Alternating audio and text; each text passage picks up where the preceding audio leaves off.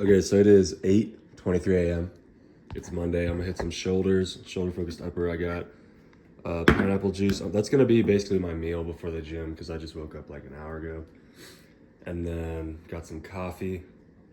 Still a little sick, but I think a little bit more water will get it all out. You know what I'm saying? And then after the gym, I'm either gonna have oatmeal and like egg whites and stuff, or I'm gonna have this chicken bean stuff I'm making in the Instapot. So we'll see.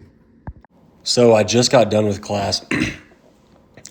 I meant to show the meal that I had before I left, but I forgot to because I ate it. I was pretty hungry. So I got 175, 2 sets of 3, and then an AMRAP on the last set, keeping a couple reps in the tank.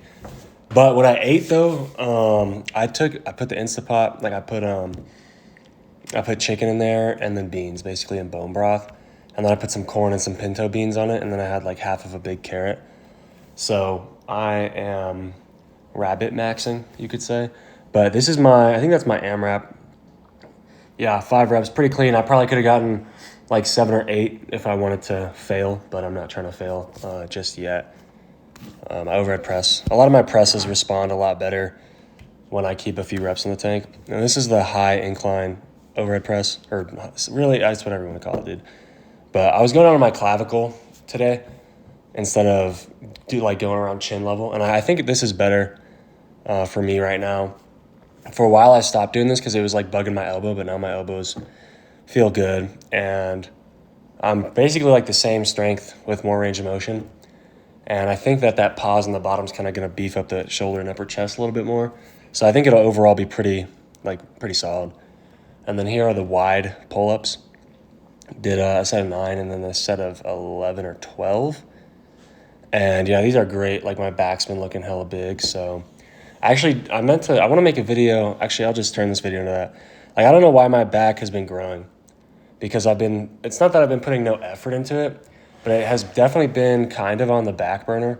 I've been focusing a lot more on pressing, I'd say. This angle sucks, by the way, my bad. But for back on Mondays, I do super wide pull-ups like this, and then I do the underhand, like lat pull-downs, like super hollow. And then on Thursdays, I do lower lat rows with the cable, and then I do T-bar rows and Kelso shrugs. And that's basically it. Like, you could definitely count the RDLs and the back extensions that I do on my lower body days as some like little bit of back work. But besides that, like, I'm not really doing that much. I barely use the chest expander anymore. So I don't know why my back has been growing, but it has. But here's some JM press. These are moving really well. I've been getting pretty strong at these, which is great. But I think that my back's been growing because of my technique.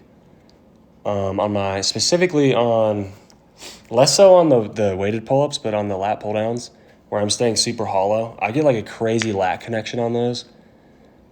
And so I assume that the like super lat focused technique is probably just a really good lat builder, I guess. And then on the T-bar rows, I try to it's less so like round my upper back and more so stretch out my traps as much as possible.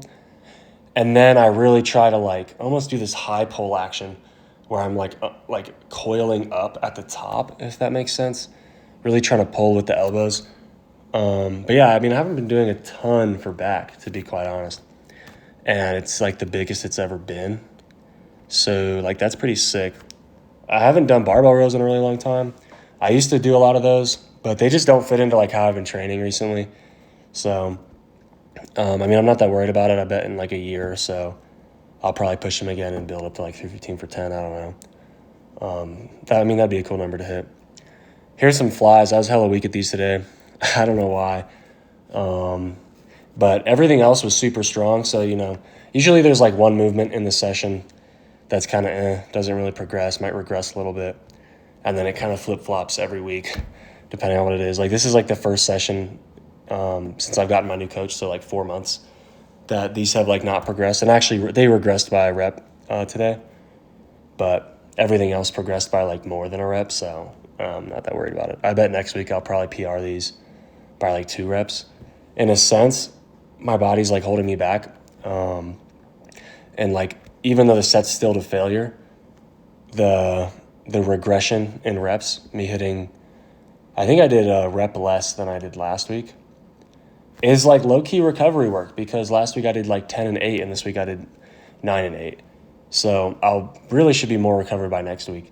And technically I should be getting stronger every week. So yeah, I don't know. That's kind of how I view it, is like sometimes when you regress a little bit, even if you're still going to failure, it's like a low-key deload and you'll be stronger the next week. But it's just something that you won't really see that unless you do like pretty constant loading or constant rep range type of programming, similar to like Emerging Strategies by Mike Teixeira, if you guys have seen him, where you might do like 3 sets of 5 at RP7 for like every week and then you're really supposed to go till you like regress 2 weeks in a row. And that kind of made a lot of things click for me personally. These are the pull downs I was talking about, where like 3 weeks in a row you might progress, and then the 4th week you might be a little weaker, but then the 5th week you might be the strongest. So it's kind of like that, where like even though like what you perceive as your output that day, you know, if it's RP7 and you can keep that constant throughout the week, yeah, you might actually be weaker on the 4th week, but it's just that that recovery taking place, like, basically. And then here are some lateral raises. Me and my coach were kind of messing around with just like, I don't know. I was kind of like, dude, cable lateral raises are like lame as fuck. And he was like, yeah, they are. So like you should try some stuff out and see what you like. These are 40-pound dumbbells, so I felt pretty good throwing those around with pretty decent technique. A couple cheat reps at the end, you know. But I think on this day, I'll probably keep them as cable, and then on my volume day that I like never record on Saturdays, where I do like 5 to 10 sets of 10, I'll probably do dumbbells for that and then let it get kind of sloppy just to keep tension on the muscle, you know. And then here are some skull crushers. The first set was so easy. Like I thought I would get like 15 million reps on the second set, but I think I only got 11, which is still a PR. So like, again, like, you know, if you can add a rep, I mean, adding a rep every week is pretty sick. So yeah, I'm not really worried about it. Elbows are feeling good. So my body feels pretty solid, and I just feel like some big PRs are around the corner, and the cut's been moving a little bit more recently, which is nice. So that's pretty much all I got to say today, and I hope you guys enjoy the video.